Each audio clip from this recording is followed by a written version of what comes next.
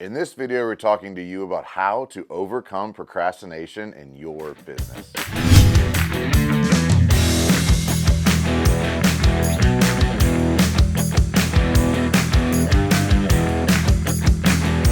What's up, everybody? I'm Mike Claudio, owner of WinRate Consulting and host of the Big Stud Podcast. I'm grateful that you're here and I'm grateful that you're engaged in our content. Obviously, we've been growing month over month, year over year, and that's because of people like you liking, subscribing, sharing the content that's impactful. But today I want to talk about procrastination, which was why content for some people, business decisions for some people, executing initiatives for some people is so difficult. And I want you to look at this video from two perspectives: how it's impacting your life and the way you operate, but also the people inside of your company. Procrastination becomes this kind of spreading throughout the organization, this almost contagious effect when people start to see other people fall behind or make excuses or push things or say, hey, I was going to get to that, but this came up, which gives them permission to say, yeah, this came up. And then the whole business starts to slow down because people start to catch that habit. One of the first things, I'm going to go over three things specifically, but one of the first things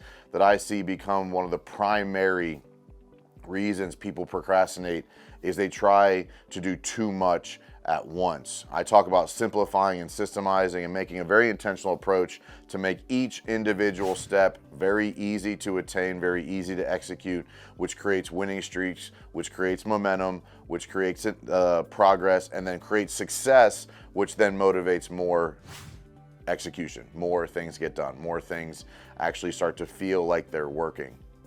So the first is if you're feeling overwhelmed because it's almost too much, like, hey, I gotta sit down and do 10 videos. No, you gotta sit down and write out 10 topics, and then you just schedule one video. That's progress. If you look at, I need to write a book, that becomes very overwhelming. If you look at, I need to do 10 estimates, it becomes very overwhelming. If you say, I gotta go follow up with 20 people on accounts receivable, it becomes very overwhelming. If it's, I have to plan for every project for the next month, it becomes very overwhelming. And that's where, it's almost, if it's so big and you don't know how long it's going to take, or it doesn't fit the time block you have built for it, you procrastinate it because I'll get to later. Or vice versa, it's a bunch of little 4-minute things. And they add up because you don't recognize how you're building this to-do list. So first off, I would say, look at what needs to be done and see if you can break it down into smaller steps. Also do this with your team. You know, I have some perfectionists on my team. I have some people who want to see things done exactly correctly every time. And what happens is they look through the first 5, 6, 7, 8, 9, 10, 11, 12 steps, and they find the step at which they would get stuck, or they don't know what to do, or they don't know how to handle it. And they procrastinate starting the whole thing till they plan out exactly what to do if or when they get to that sticking point. You know, Lindsay does it, I think Mia does it, I think Tiff does it, I think Sam does it. There's people on my team that get stuck in this procrastination because they want it to be perfect and they want to think through everything. And what I've done a lot of times is sit down, and we use Asana for this, ASANA. It's a project management tool. We break down into subcategories, subtasks, subsections, where if, I'll use the example of a website. Lindsay's helping us rebuild the WinRate website right now. And she was overwhelmed by it. It's a lot of photos, it's a lot of videos, it's a lot of copywriting, it's a lot of pages. And we sat down one day, okay, what are the things? Well, we need to redo the homepage. Okay, well, what are the parts of the homepage we need to, let's just attack these two. Again, simplify and systemize. Number two reason I think a lot of people build procrastination is because they are so afraid of what other people are going to think of what they're doing.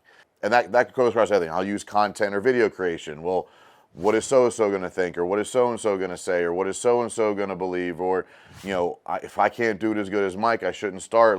Let's go back to some of my early content here. I'm in thousands of at-bats here, but sometimes people don't want to do content. They don't want to send out estimates. They don't want to price appropriately. They don't want to hire. They don't want to interview because they're so afraid of what other people think. At some point in your life, you need to decide that what's on the other side of this decision, what's on the other side of this struggle, what's on the other side of this initiative or activity is worth doing now.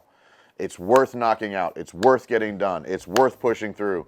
Right now, I'll give you a personal example. I've been dealing with some issues with my hips and knees and ankles, and I've been feeling really, really just locked up and tight. And so I made a commitment. I've been procrastinating to get back into yoga, get back into stretching every day.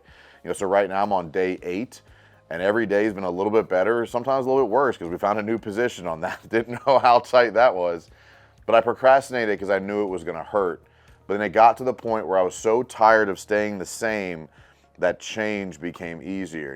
It's an age-old saying. I didn't make this up, but it's change doesn't happen until the pain of staying the same exceeds the pain or the perceived pain of change. And like I'll use an example that's not as maybe as aggressive as that, but you ever like sat down to a to-do list or sat down to get caught up on your emails and you've been so overwhelmed by, or maybe it's just simple as like cleaning the kitchen. You put it off because like, oh, it's going to take too long. Oh, it's going to take, and then you're like, oh, well, that took 11 minutes. Why did I wait so long to do that? Though that's an example of like where you feel right now, no matter what you're comparing it to, people put too much emphasis on the thoughts of others and don't pay enough attention to the thoughts of themselves. And I know the kitchen example may not relate to the thoughts of others, but what happens is we utilize the fear of change or the fear of execution or the fear of other people's opinions to overtake our own opinion of ourselves or our own opinion of what we want or our own opinion of what done looks like. And it really puts us in this, not so much procrastination, but it puts us in stagnation. We don't know what to do or where to go, so we have to analyze so many external factors. That being said, there are sometimes external factors matter, but nowhere near as much as I see people doing it. And number 3, and it may be the most simple but powerful part of this, is the why behind the what. If I ask, what are you going to do? And then why is it important? If you can't articulate the why behind the what, there's no reason to go do the thing because you don't really know why I'm doing it. Sometimes it's because someone else said, or, Mike said I got to do content, so I'm doing content. That's not a good enough why. Your why has to be incredibly, related to and attached to what you're doing in life and what you're doing in your routine and what you're doing in your mission and what you're doing in your business. It's not for everybody. Having a major mission, having a major why behind what you do is incredibly, it can be very taxing. It can be very overwhelming. It can be something that wears you out because it's this constant need to attack this why. But if what you have to do does not have a meaningful enough why, I want to be flexible for a reason. I want to be able to run around my kids. I want to be able to play baseball with them. I want to be able to throw football with them. I want to be able to move around without being in pain. That's the why. That's more important to me than the what, which is the yoga. I'm not just doing yoga because my wife asked me to. It's like, go back to the kitchen example.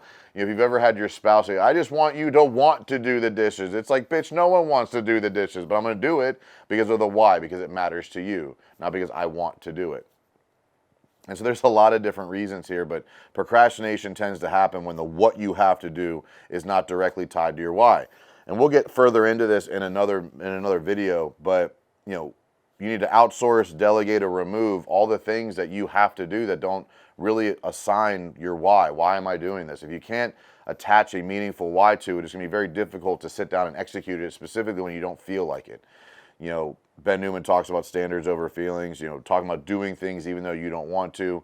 That really only happens and matters when the why is very important. So simplify and systemize, focus on the right perspective of your own, and make sure every what you have has a defined why. Because if you sat down right now and said, how do I simplify and systemize this? Am I putting the right perspective of what I'm comparing to and what is the why behind this activity?